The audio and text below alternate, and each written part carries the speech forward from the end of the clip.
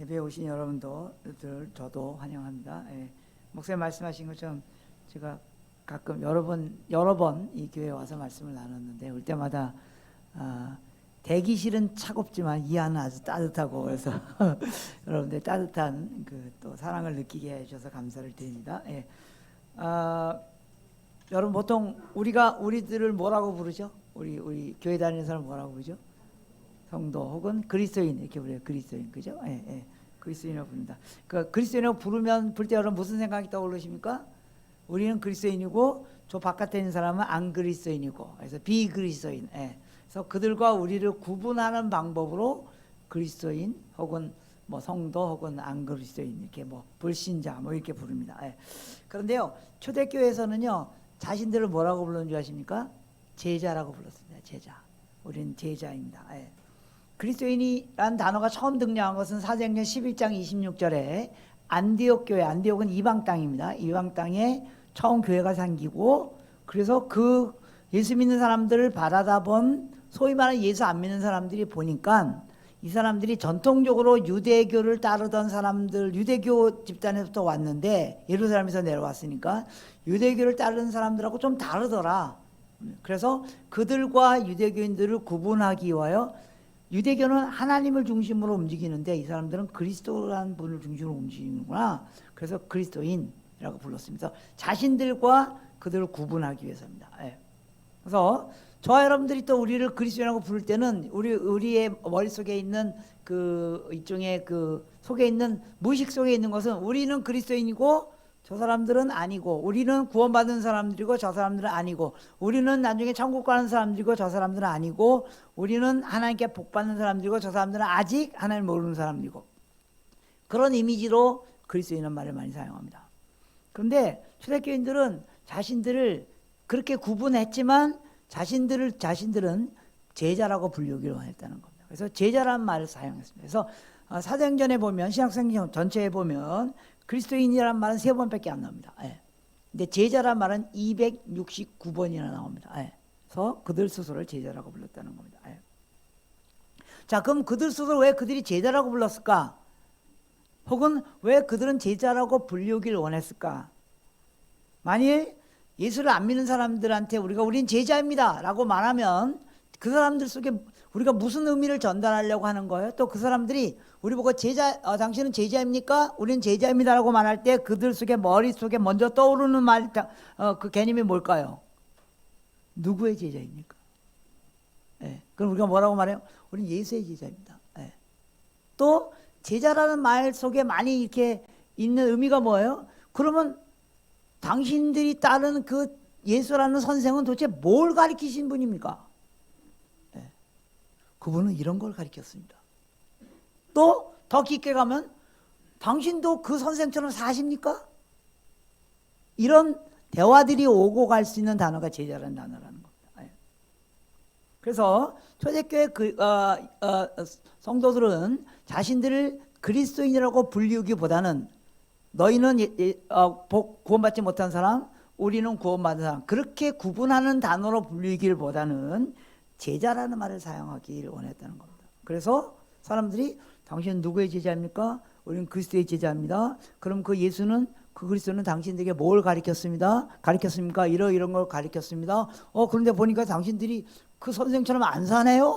뭐 이런, 이거 우리 살아야 되겠구나? 뭐 이런 느낌, 이런 문화라 그럴까요? 그런 분위기를 기대했기 때문에 제자라고 불렀기 때문이라고 생각합니다. 그래서 어떤 사람이 책을 썼어요. 그 책의 이름이 당신은 예수의 팬입니까? 제자입니까? 라는 책입니다. 팬과 제자의 차이가 뭐죠? 팬은 좋아하면 됩니다. 제자는 선생처럼 살아야 됩니다. 여러분 예수의 팬입니까? 제자이십니까? 예수님 너무 좋죠? 찬양이다. 예수님 좋습니다. 예수님 좋습니다. 사랑합니다. 예수님 좋아합니다. 왜요? 그분이 내게 뭘 주기 때문에. 근데요, 팬의 문제가 뭐예요? 이 아이돌이 바뀐다는 겁니다. 저희 사무실에 젊은 간사가 있는데 그 아버지가 일찍 돌아가셨어요. 그래서 홀어머니 밑에서 컸던 친구예요. 근데 자기는 또 일하러 서울에 와 있고, 그 다음에 그 어머니는 이렇게 저쪽이 경상 저쪽 남쪽에 혼자 사셔요. 그래서 이 아들이 효자. 예. 그럼 매일 어머니한테 전화가 오네요. 어머니 오늘 컨디션 어떠세요? 뭐 괜찮으세요? 그러면 어머니 좋아. 뭐 그럼 좋아하기도 좋아하고. 예. 계속 어머니한테 끊임없이 전화를 해요. 근데 하루는 전화했는데 어머니 어떠세요? 그랬더니 오늘 요새 너무 짜증나고 막 침체돼 있고 다운돼 있고 나 의미도 없어지고 그런 얘기 계속 하는 거예요. 며칠째 계속 그렇게 얘기하는 거예요.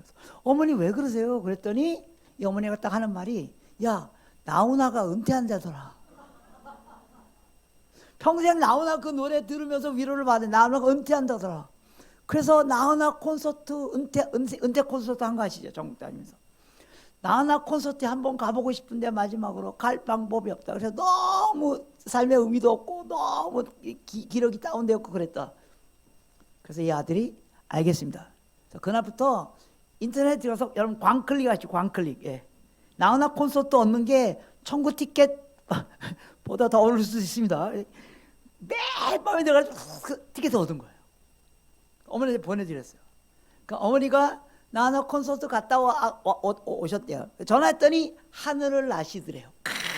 너무 기분 좋고 뭐, 삶의 의미가 있고 뭐. 또 이제 몇 달 지났는데 전화했는데 또 어머니가 나 너무 힘들다 그러더래요.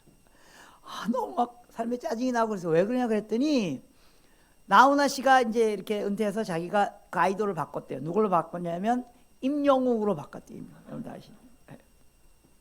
근데 어느 날 이게 어디에서 임영웅이 뭐 하는 말을 들었는데 너무 마음에 안 들더래요. 그래서 또 바꿨대요. 누구로 바꿨냐면 이찬원이에요. 이찬진 뭐 이런 사람 있어요? 이찬원, 저 아시나요? 그죠? 나 전 잘 모르나? 그러니까 그 사람으로 바꿨대요. 그래서 그 사람 콘서트를 가봐야 된다는 거예요. 그래서 또 이 아들이 꽝 끌려가지고 티켓을 사다 드렸대요. 하늘을 나시더래요. 팬의 문제는 아이돌이 바뀐다는 겁니다. 내게 더 좋은 기쁨을 주는 존재가 생기면, 여러분 예수 왜 믿습니까? 예수님 나 구원해 주시고 기도하면 들어주시고 위로해 주시고 예수님께 받는 게 너무 많아. 그래서 그분의 팬이야. 근데 예수님보다 더 내게 뭐를 주는 게 오면 바뀝니다. 대부분의 그리스도인은 예수 안 믿는 사람보다 어떤 의미에서는 더 욕심쟁이에요. 예수도 안 놓고 이 아이돌도 안 놓고. 그래서 아이돌이 점점 많아지는 거예요. 그래서 제자는 아니에요.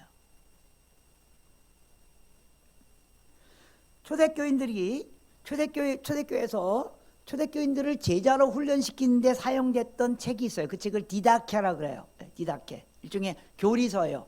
그리고 그거의 일부가 우리가 읽은 대부분의 서신서예요. 서신서는 초대교회에게 바울이 너희가 그리스도를 따르기 위해서 그리스도의 제자가 이렇게 살아야 된다 이렇게 얘기하지 않습니까? 그래서 그 서신서를 보면 그 어떤 초대교회를 연구했던 어떤 한 학자가 서신서나 이 디다케 교리서를 보면 세 가지를 가리키고 있대요. 첫 번째, 무엇을 믿는가? 두 번째, 어디에 소속되어 있는가? 세 번째, 어떻게 사는가? 그래서 제자 훈련의 그 세 항목이 우리는 도대체 무엇을 믿는가? 두 번째, 어디에 소속되어 있는가? 이거 분명 뭔지 아시죠? 교회. 그 다음에 세 번째, 어떻게 살고 있는가? 이 세 개를 가리켰다는 거예요. 그래서 여러분들 서신서를 보면 서신서가 되게 그렇게 구성되어 있어요. 앞부분에 우리는 이런 걸 믿는다. 두 번째, 중간쯤 가면 우리는 그리스도의 몸이요, 뭐 우리가 그리스도 안에서 하나가 됐고, 그래 뭐 이렇게 직교해서 공동체에 대한 거. 세 번째, 어떻게 살 것인가? 가족들하고는 어떻게 돼야 되고, 이웃에게는 어떻게 돼야 되고, 여러분들 서신서를 그런 읽으면 금방 캐치가 됩니다. 오늘 우리가 읽었던 말씀 중에서 우리가 특별히 묵상을 하고 싶은 것은 우리는 도대체 무엇을 믿는가? 우리가 믿는 예수님에 대해서 무엇을 믿는가? 예수님에 대해서 무엇을 믿는가? 예수님을 믿는데 예수님에 대해서 무엇을 믿는가? 첫 번째, 우리는 예수님의 우월성을 믿어야 됩니다. 오늘 15절부터 18절에 이렇게 나와 있습니다. 그는 그래서 그는이란 말은 성경에 여러분 성경 읽다가 그는 이렇게 대명사로 나와 있으면 예수님 아니면 하나님 그런 뜻입니다. 그래서 아까 13절부터 연결해 보면 그가 우리를 흑암의 권세에서 건져내사, 그래서 그가는 하나님을 말하는 겁니다. 하나님이 우리를 흑암의 권세에서 건져내사 그의 사랑의 아들, 즉 그의 사랑의 아들 예수님이죠. 예수님의 나라를 옮기셨으니 그 아들 안에서, 즉 예수님 안에서 우리가 속량 곧 제사함을 얻었도다. 그런데 우리에게 구원을 주시는 그 아들 예수, 그가 누구냐 이거예요.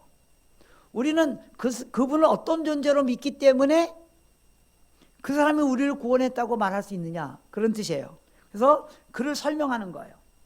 그 예수를 설명하는 거죠. 그래서 그는 예수입니다. 15절에 그는 보이지 아니하는 하나님의 형상이요 모든 피조물보다 먼저 나신 이시니 만물이 그에게 창조되되 하늘과 땅에 보이는 것과 보이지 않는 것과 혹은 왕권들과 주권들이나 통치자나 권세자들이나 만물이 다 그런 말미암고 창조되었고 그를 위하여 창조되었으니 또한 그가 만물보다 먼저 계시고 만물이 그 안에 함께 섰느니라. 이 15절부터 17절까지를 한 문장으로 용언하면 예수님은 탁월하신 분이다 이런 뜻입니다. 예수님은 어떤 만물보다도 더 뛰어나신 분이고 어떤 만물보다도 먼저 계신 분이고 우월하신 분이고 모든 만물이 그 예수님으로 말미암아 만들어졌고 그리고 그 예수님을 위해서 만들어졌다. 왜냐하면 예수님은 가장 탁월한 존재이기 때문이다 라고 설명하고 있습니다. 여러분들이 예수님에 대해서 믿을 때 첫 번째 믿을 거, 예수님은 탁월하신 분이다, 우월하신 분이다. 그걸 깨닫는 일이 너무너무 중요합니다. 여러분, 초대교회 교인들이 이걸 점점 깨달아갔다는 겁니다. 네. 초대교인들이요, 예수님의 성경을 보면 예수님을 부르는 이름이 계속 바뀌는 거 아세요? 그러니까 그 사람에 대해서 알게 되면서 이름이 계속 바뀌어요. 그냥 저를 처음 보는 사람이 그냥 한철호 씨 이렇게, 제가 무슨 뭐 관공서에 한철호 씨 이렇게 불러요. 네, 그죠? 그럼 저를 조금 아는 사람들은 그 다음에 한철호 선교사님, 뭐 한철호 목사님 이렇게 불러요. 그 다음에 더 깊이 아는 사람들은 이 가정의 아빠군요. 누구누구의 아빠, 뭐 아빠고 남편이군요. 저를 더 깊이 아는 사람은 저놈은 못된 놈이군요. 저거 목사의 탈을 쓰고 저거 까참 이렇게 되게도 되잖아요. 그죠? 예. 그래서 부르는 이름이 점점 바뀌어요. 예. 저렇게 이제 예수를 부르는 이름이 점점 바뀌어요. 처음에는요, 예수님 뭐라고 부르는지 아십니까? 예수님을 나사렛 예수라고 불렀어요.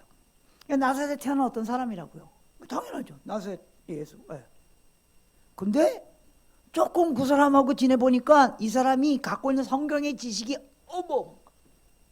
12살 때 성전에 올라가서 이사야서를 풀어내는데, 와, 당시 어떤 서기관과 바리새인들 그 교사들보다 탁월하게 성경을 해석하는 거예요. 그래서 예수님을 뭐라고 불러요? 랍비라고 불러요. 랍비, 선생님. 네. 처음에는 그냥 한 인간, 그냥 한 사람, 선생님. 그래서 그 선생을 따르기 시작하는 거예요. 따라서 한 3년 동안 그분의 가르침을 받고, 그리고 드디어 그분이 십자가에 돌아가시고 부활하시고 승천하신 사건을 통해 이들이 예수님에 대한 생각이 또 달라지는 거예요. 그래서 예수님을 뭐라고 부르시고, 이분이 바로 2000년 동안 혹은 수천 년 동안 구약성경에서 예언했던 그 메시아. 구약성경의 예언의 내용이 뭐야? 마지막 날에 메시아가 올 거고 그분이 너희들의 죄에서 구원해 줄 것이다. 메시아, 구원자. 예수님의 십자가의 사건에 대해서 듣고, 그래서 십자가에 돌아가신 사람을 듣고 이해하고, 그리고 승천하시던 얘기를 다 듣고, 그 다음부터 예수를 부르는 이름이 달라져요. 나사렛 예수 그리스도라고 불러요. 나사렛에 태어난 이 한 사람이 선생 정도가 아니고 이분이 바리를 우리를 구원해낼 자다. 이분만 믿으면 모든 죄에서 사함받고 우리가 천국의 영생을 누리고, 네. 근데요, 그래서 교회가 시작됐어요.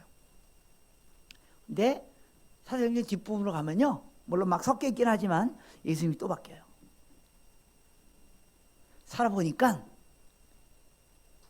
그분 말씀대로 살아봤더니 우리를 구원하신 이분이 단지 그냥 한 인간 혹은 선생, 우리의 구원자뿐만 아니라 그분이 바로 하나님이라는 걸 깨닫게 되는 거예요. 그래서 이름이 또 바뀌어요. 뭐라고 불러요? 주 예수 그리스도. 이분이 나를 만드신 주인이라는 걸 깨닫게 돼요. 이 주라는 말은 당시 헬라어 성경에 큐리어스라는 단어 써요. 큐리어스. 이 큐리어스라는 단어는 당시 누구에게 붙이는 말이냐면 황제에게 붙이는 말이었어요. 황제가 당시 로마 시대 황제가 그 백성의 주인이기 때문에. 근데 이들이 예수에 대해서 말씀을 묵상하고 그분의 가르침대로 살다가 말씀을 깨닫게, 이분이 우리의 구세주 정도가 아니라 이분이 바로 창조주 하나님 만물의 주인이시구나 걸 깨달은 거예요. 그걸 고백하는 게 우리 오늘 읽었던 1장 15절에 그는 보이지 아니하는 하나님의 형성이여 모든 피조물보다 먼저니. 이분이 우리를 구원해낼 자 정도가 아니라 그분이 바로 우리가 오래전부터 알고 있었던 그 하나님이셨구나. 눈에 안 보이는 하나님이 눈에 보이는 형태로 나타나신 분이 그 예수님이었구나.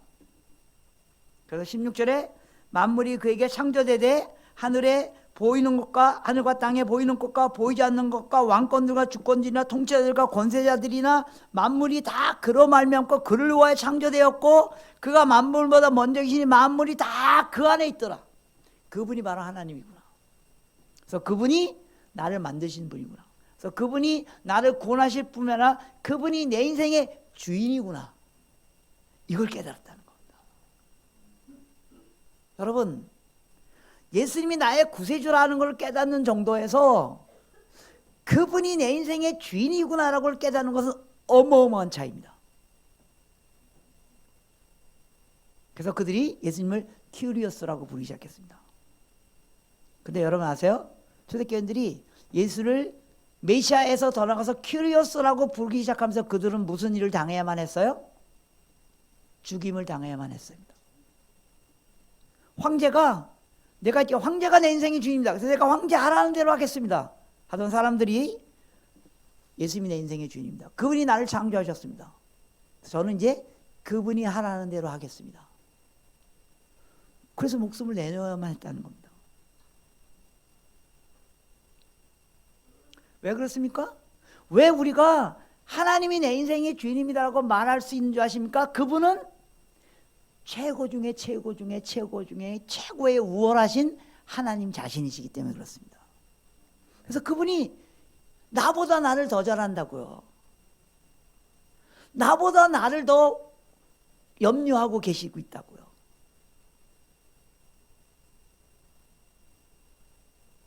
이게 초대교인들의 인생을 바꿨습니다. 여러분 지금 어디에 와 있습니까? 예수님에 대한 생각이 어디에 와 있습니까? 여러분 가운데 예수님은 그냥 옛날에 있었던 인물 중에 한 분입니다. 아직도 그렇게 생각하는 학자들이 많이 있잖아요. 우린 최소한 그 정도 넘어서서 예수님은 어마어마한 선생입니다. 그의 가르침을 들어보세요. 막 거기 더 넘어서 예수님은 나를 구원하셨습니다. 거기 더 넘어서 그분이 내 인생의 주인입니다. 예수님이 내 인생의 주인이라는, 왜요? 그분이 탁월하신 분이기 때문에. 그러면 내가 화낼 이유가 없다고요. 왜 화가 나요? 내 인생의 주인이 나기 때문에요. 제가 부끄러운 고백을 합니다. 오늘 아침에 제가 집에서 나오면서 화가 나 있었거든요. 어젯밤에 저녁 먹는데 이 두 딸과 아내가 작당을 해가지고 저를 제껴놓고 지네끼리만 맛있는 거 먹었거든요. 제가 화가 나 있습니다. 왜요? 내 인생의 주인이 내가기 때문에요.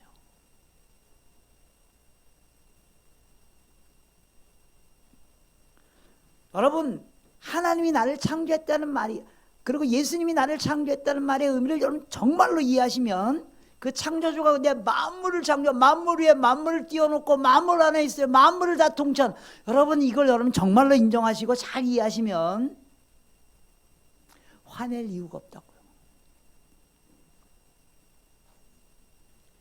그래서 예수님이 제자들에게 한 첫 번째 요구가 뭔지 아세요? 누구든지 나를 따라오라거든 뭐 하라고요? 자기를 부인하고. 하나님이 내 인생의 주인이기 때문에 나의 존재는 의미가 없다는 것을 깨닫는 게 너무너무 중요합니다. 오늘 모든 세상의 교육 방식이 뭐예요? 오늘 모든 세상의 교육 방식이 뭔지 아십니까? 자아실현입니다. 네가 원하는 걸 성취하라. 네가 원하는 걸 성취하는데 예수님이 도와줄 것이다. 그래서 누가 주인이에요? 내가 주인이에요. 예수님이 나의 도움이에요. 예수님이 나를 도와주는 거예요. 아니요, 예수님이 내 인생의 주인이라고요. 근데 이게 우리가 말처럼 쉽지 않습니다. 이거 깨닫고 정말로 그렇게 사는 게 쉽지 않다는 겁니다. 그리고 우리가 그렇게 살 수 있었던 이유는 보니까 그 예수님이 나를 위해 십자가에 돌아가셨다고요. 저분은 근데 그분이 내 인생의 하나님이라고요. 그러면 저는 제 인생을 그분께 넘겨도 괜찮다는 겁니다.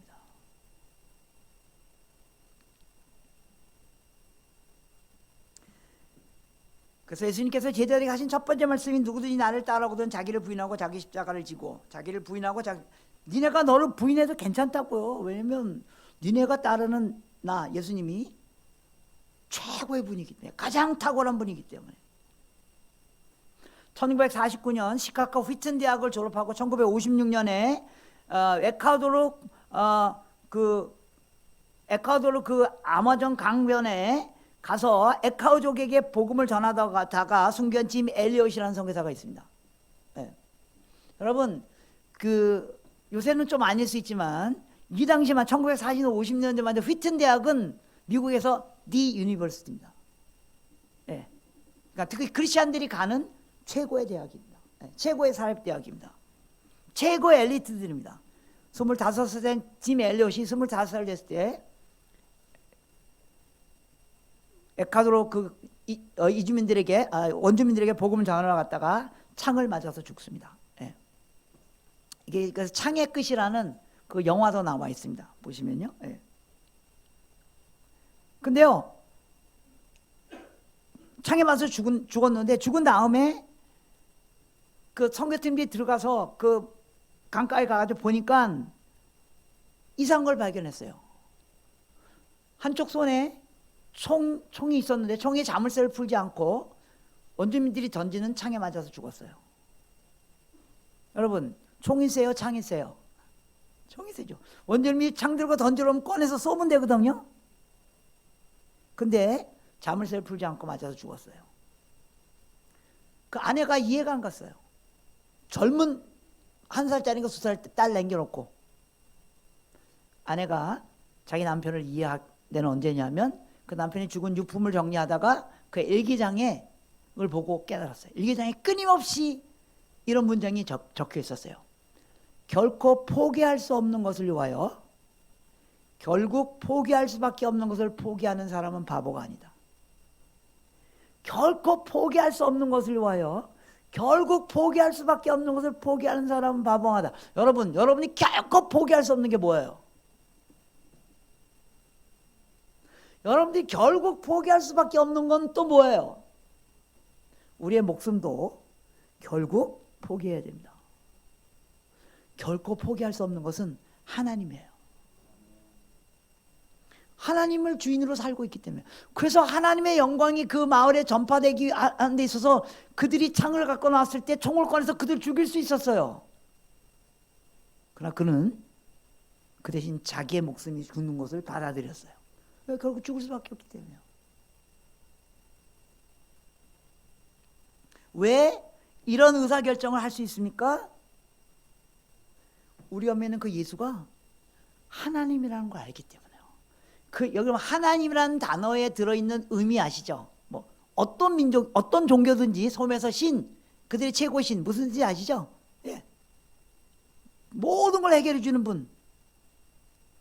아니 여러분들이 예수를 그런 존재로 알고 있으시다면 그런 존재로 아는 게 너무너무 중요해요. 18절 19절 조금 전에 읽은 것처럼 그는 몸인 교회의 머리시라 그가 근본이시며 죽은 자 가운데 먼저 나신 이는 만물의 으뜸이 되려 하심이라. 예, 만물의 으뜸 모든 그런 분이 바로 우리의 예수님이라고요. 그분이 나를 위해 십자가에 돌아가셨다고요. 그래서 제가 일부 예배 때 얘기했지만 교회는 예수를 믿는 우리들이 모여가지고 주님에서 뭘 하는 것이 아니에요. 우리 다 모여가지고 우리 주님에서 뭘 할까 막 고민. 아닙니다. 교회는 예수님이 주인이세요. 그래서 예수님 뭘 하신다고요. 주인이 뭘 하셔. 그래서 여러분들은 예수님 지금 뭘 하고 계실까를 잘 들으셔야 됩니다. 예수님 우리 가운데 지금 무슨 일을 하고 계시는가, 그걸 잘 보죠. 그거 그 일을 하는 겁니다. 여러분들 가운데 예수님 우리 가운데 무슨 일을 하고 계시는가? 왜 예수님 우리 교회를 여기에 만드셨을까? 왜 이런 구성원들을 데리고 예수님 도대체 무슨 일을 하려고 우리를 모아놓으신 거지? 그걸 생각하는 겁니다. 왜냐하면 그분이 우리 교회를 통하여 무슨 일을 하시려고 하니 그 일이 최고의 일일 것이기 때문에요. 예수님이 최고의 분이기 때문입니다. 그분은 왜 최고의 분입니까? 오늘 우리가 읽었던 것처럼 제가 시간 없어서 빨리빨리 넘어가면 그분은 만물의 근원이시고요, 죽은 자 가운데 먼저 나신 이고요, 친히 만물 가운데 으뜸이신 분이기 때문에 그렇습니다. 한 기도모에서 한 자매가 이렇게 얘기했습니다.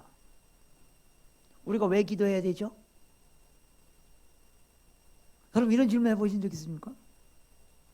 아니 예수 잘 믿는 사람들, 예수 안 믿는 사람들이 그게 시원치 않게 믿는 사람이 그게 말하는 거는 기도가 뭔지 몰라서 그렇다고 치더라도, 우리 기도 열심히 하고 하는 사람들이 우리가 기도를 왜 해야 되죠? 이 자매가 이거 시비 걸라고 한 말이 아니라 어느 날 문득 이 생각을 한 거예요. 아니 하나님이, 예수님이 만물 중에 가장 으뜸이고 그분이 나보다 나를 더 잘 알고 나의 필요를 나보다 더 잘 알고 모든 걸 나보다 내 인생을 이끌어 가실 분임을 확실히 믿기 때문에 그 질문한 거예요. 우린 기도하지 않아도 주님이 최고의 것으로 나를 이끌어 가실 거라고요. 그럴듯하지 않으세요? 네. 그 점에 깨달은 게 뭐예요? 근데 우리가 기도해야 할 이유는요, 우리가 기도하면 누가 그 일을 했는지 깨닫게 될 것입니다. 여러분 기도하고 하루를 시작하면 오늘 하루 내 안에 일어난 일을 누가 이끌어가고 있는지 여러분 깨닫게 되는 거라고. 네. 왜요? 그분은 탁월하신 분이기 때문입니다. 두 번째, 예수님의 충분성입니다. 그분은 탁월할 뿐만 아니라 비슷한 표현일 수 있지만 예수님만으로 우리 인생이, 그분이 탁월하기 때문에 예수님만으로 충분하다고 믿고 따르는 일들이 너무너무 중요하다는 겁니다. 골로새 1장 19절 20절이 이렇게 됩니다. 아버지께서는 모든 충만으로 예수 안에 거하게 하시고 그의 십자가의 피로 화평을 위해서 땅에 있는 것이나 하늘에 있는 것이나 그로 말미암아 다 화목되게 하시기를 원하노라. 예, 아버지께서는 모든 충만으로 예수 안에 거하시고, 여러분 무슨 뜻이에요? 하나님의 모든 충만, 하나님이 갖고 있는 모든 능력, 모든 영역, 모든 거, 여러분들 하나님에 대해서 알고 싶어하는 모든 거, 하나님에 대해서 얻고 싶어하는 모든 거, 그게 누구한테 있다는 거야? 예수님에게 있다는 겁니다. 근데 그 예수님이 교회의 머리시라는 겁니다. 그래서 여러분들이 하나님에 대해서 누리고 싶은 모든 충만을 이 교회 안에서 다 누릴 수 있다는 겁니다. 여러분 교회가 예수님 한 분만으로 충분하다는 겁니다. 여러분 인생이 예수님 한 분만으로 충분하다는 겁니다. 왜 그렇습니까? 예수님이 우리 인간에게 제일 필요한 것을 채우셨잖아요. 우리의 죄의 문제를 해결해 주셨잖아요. 다 아시죠? 네. 또 예수님께서 우리의 모든 필요를 채워주시겠다고 말씀하시죠. 제가 계속 인용하지만 제가 계속 인용하는 성경 본문은요, 제가 못 지키는 성경 본문입니다. 예. 자꾸 인용하는 겁니다. 예. 예수님이 어떻게 기도하라 그러셨어요? 예수님 어떻게 기도하라 그러셨어요, 우리한테?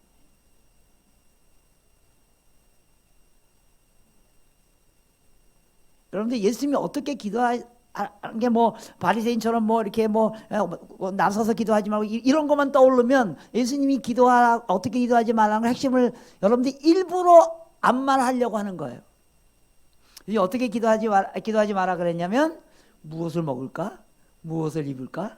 어디에 살까? 그런 기도하지 말라. 내가 매일 그 기도하고 있거든요, 사실은. 예수님은 그 대신 그 나라와 그 의를 구하라. 그럼 너에게 있을 걸 다 줄 것이다. 그럼 정말 믿으세요? 예수님 한 분만 믿으면 내게 먹을 거 입을 것이 다 충분하게 채워질 것이라고 믿으세요? 안 믿죠. 저도 안 믿습니다. 그래서 오늘 아침에 또 하나님 이 문제 풀어주시고 이거 해주시고 이건 왜 안 되는 겁니까? 뭐 저 노후는 어떡하란 말입니까? 뭐 이런 얘기를 하는 겁니다. 예. 그래서 우리가 여전히 예수님을 완전히 믿지 않고 있어요. 예수님 한 번만도 충분하다는 믿음이 아직 이르지 않았어요. 괜찮아요. 우리 거기에 이르는 거예요. 또 예수님 한 번으로 충분한 이유가 뭐예요? 수고하고 무거운 짐진 자다 다 내게로 오라. 우리 하루가 수고하고 무거운 일이에요. 예수님께 가면 내가 너희를 쉬게 하리라. 나는 마음이 온유하고 겸손하니 나의 멍에를 메고 내게 배우라. 여러분 이 말로 오해하지 마십니다. 니네 모든 염려를 다 주님께 넘겨놓고 그리고 나는 아무 일을 안 해서 그런 뜻 아닙니다. 오해하지 마세요. 성경 잘 읽으셔야 됩니다.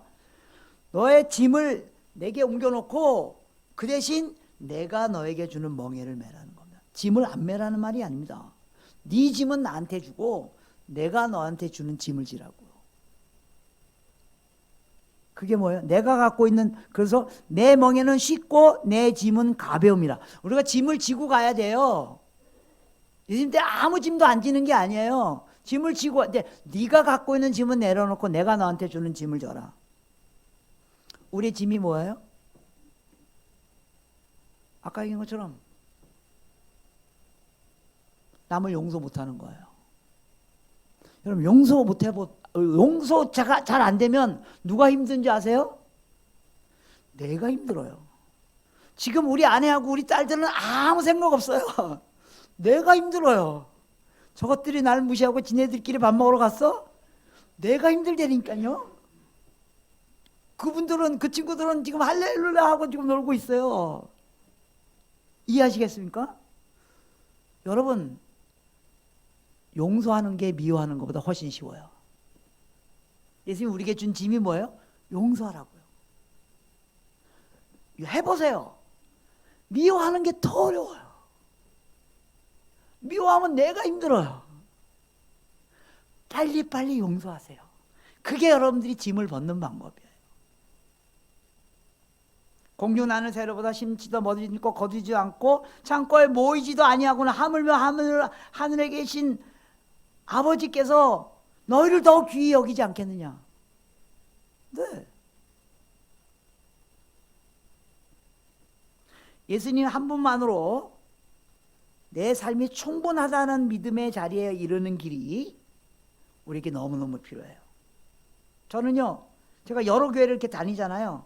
제가 결론 내린 건 두 종류밖에 교회밖에 없어요. 큰 교회, 작은 교회 뭐 그런 걸 얘기하는 게 아니라 딱 크던 작던 두 종류의 교회밖에 없어요. 예수님 한 분만으로 충분하다고 찬양하는 교회와 자신들이 세운 목표를 세워놓고 막 그걸 하려고 뭔가 분주하게 움직이는 교회, 두 교회로 갈라져요. 저도 제 인생의 어느 시점에, 저도 아직까지 그렇게 못하고 있습니다. 제가 예수님 한 분만으로 충분합니다 라는 고백을 하는 시점이 오길 원해요. 하나님, 우리 가족이 예수님 한 분만으로 충분합니다 라는 고백을 하는 시점이 오길 원해요. 여러분들에게도 그런 시점이 오길 원해요. 이미 그런 고백을 하고 있는 분도 있을 줄 압니다. 근데 우리가 살면서 예수님 한 분만으로 충분하다는 생각이 흔들린다는 거예요, 자꾸. 왜요? 마귀가 우리를 사자처럼 우리에게 다가오고 있기 때문에, 그 생각을 흔들어 놓기 때문에. 제가 일부 예배 때도 얘기했는데 믿음과 신뢰의 차이점이 뭔지 아세요? 신뢰는요, 그런 줄 아는 거예요. 당연히 그럴 거라고 아는 거예요. 여러분, 여기 의자가 있어요. 어떤 사람이 이 의자는요 최신 공법으로 만들어졌기 때문에 100kg 넘는 사람이 200kg 넘는 사람이 앉아도 안 무너집니다. 보니까 정말 이 자재가 막 최고의 자재로 만들어졌고, 정말 보니까 내가 정말 그런 것 같아요. 그래서 다른 사람에게도 여기 200kg 넘는 사람이 앉아도 안 무너집니다 라고 말해요. 그건 신뢰예요. 믿음은 뭔지 아세요? 그 의자에 앉아보는 거예요. 여러분들이 신뢰하고 있는 사실에 앉아보는 거예요. 무엇을 먹을까 입을까 염려하지 마라. 그 나라와 그 일을 구하면 이 모든 것을 더할 것이라는 그 인생을 앉아보는 거예요. 그러지 않고 그 말하는 것은 사실 아무 의미가 없어요.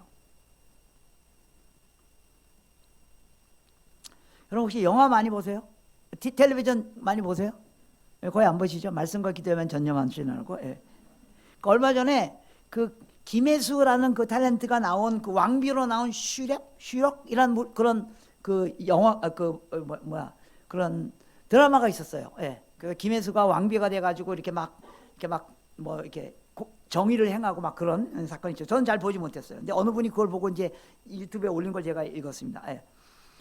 하루는 이 왕비가 이제 이렇게 이렇게 마을을 이렇게 뭐라 그러나 이렇게 순시하러 간 거예요. 갔는데 한 양반이 여정을 겁탈하고 오히려 그 죄를 그 여정에게 뒤집어 씌우고 모함하는 장면을 이 왕비가 본 거예요. 그래서 왕비가 그 양반한테 가가지고 그를 꾸짖으면서 너 저 여정한테 가서 사과하라고 그렇게 얘기해요. 그러자 그 양반이 당신이 뭔데? 뭐 이러다가 이분이 왕비인 걸 딱 알고 뭡니까? 이 양반이 그 노비한테 가가지고 여자 노비한테 가서 무릎을 꿇고 용서를 빌어요. 내가 잘못했다고. 그때 그 여정이 왕비에게 한 말이 있어요. 그 여정이 왕비에게 뭐라 그랬냐면 왕비님 멈춰 주십시오. 저 사람이 나한테 잘못했다고 빌지 않게 해주세요. 왜냐하면 중전마마가 떠나고 나면 제 인생이 더 힘들어지기 때문입니다. 무슨 말인지 이해하시죠? 네. 그때 왕비가 그 여정에게 한 말이에요. 걱정하지 마라. 이제 내가 네 인생에 이미 끼어들었다. 나하고 같이 가자. 내가 네 인생에 이미 끼어들었다. 이게 누가 하신 말씀이에요?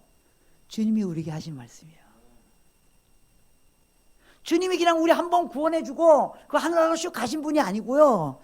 주님이 전능하시고 우월하시고 충분하신 분이 멋지게 자기의 능력을 한번 딱 보여주고 떠나간 게 아니라 기꺼이 우리 가운데 와서 이렇게 말씀하십니다. 내가 네 인생에 이미 끼어들었다.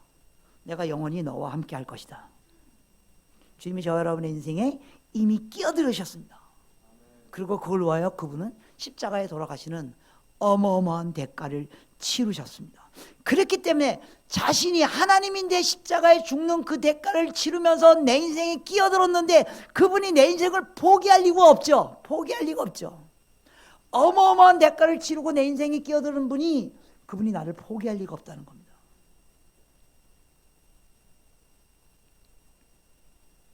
우월하시고 그리고 충분하신 예수님께서 내 인생에 끼어든 정도가 아니라 이제 내 인생의 주인 되시겠다고 선언하시는 겁니다.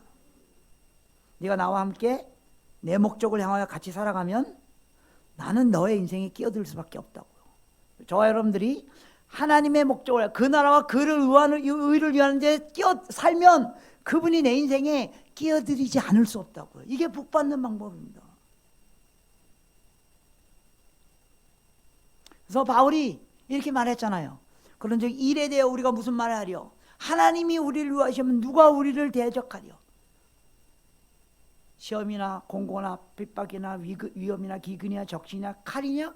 기록된 바 우리가 종일 주를 위하여 죽음을 당하게 되고 도살할 양같이 여김을 받았다 할지라도 바울이 복음을 전하면서 그러나 이 모든 일에 우리를 사랑하는 이로 말미암아 우리가 넉넉히 이기느니라. 내가 확실히 사망이나 생명이나 천사들이나 권세들이나 현재일이나 장년이나 능력이나 높음이나 깊이나 어떤 피조물도 우리 주 예수 그리스도 안에 있는 하나님의 사랑에서 끊을 수 없으리라. 하나님이 저와 여러분 인생에 끼어드셨습니다. 그리고 그분은 그 끼어드는 일을 포기하지 않으실 것입니다. 그분이 어마어마한 대가를 치렀기 때문에요. 어마어마한 대가를 치렀는데 그걸 왜 포기해요? 절대 포기할 수 없습니다. 예수님 우리를 절대 포기하지 않으십니다. 세 번째, 그래서 이러한 예수님의 유일성과 충분성은 그분만이 유일하신 존재라는 생각으로 우리를 이끌어야 합니다. 그분은 우월하시고 그분만으로 충분하기 때문에 예수님만이 유일한 대안입니다.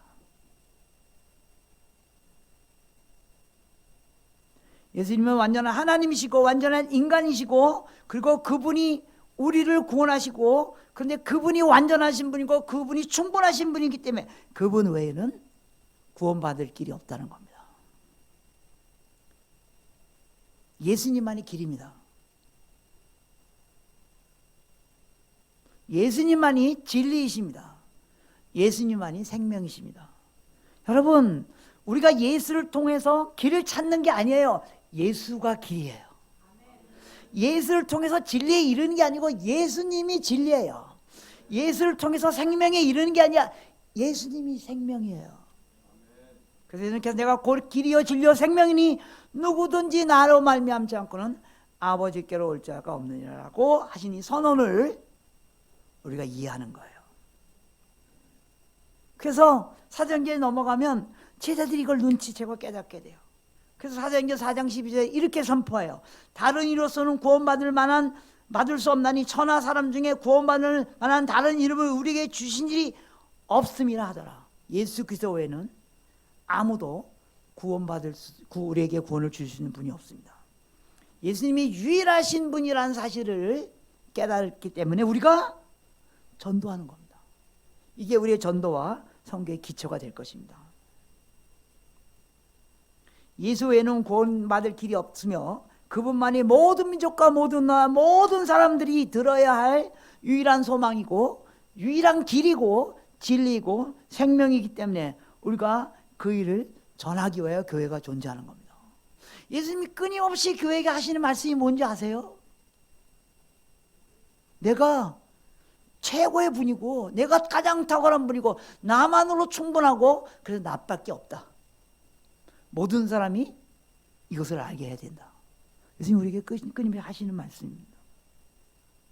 올 한 해도 저 여러분들이 이 예수 그리스도의 우월성 때문에 우리가 안심하고 그리고 예수 그리스도의 충분성 때문에 매일매일 삶 속에서 예수님 한 분만으로 충분하다는 그런 고백을 함으로 말미암아 그런 고백이 모든 사람들에게 그 고백이 나올 수 있도록 예수님만이 유일한 분이심을 선포하는 그런 아름다운 좋은 교회 될 수 있도록 주께서 여러분들 축복하길 기원합니다.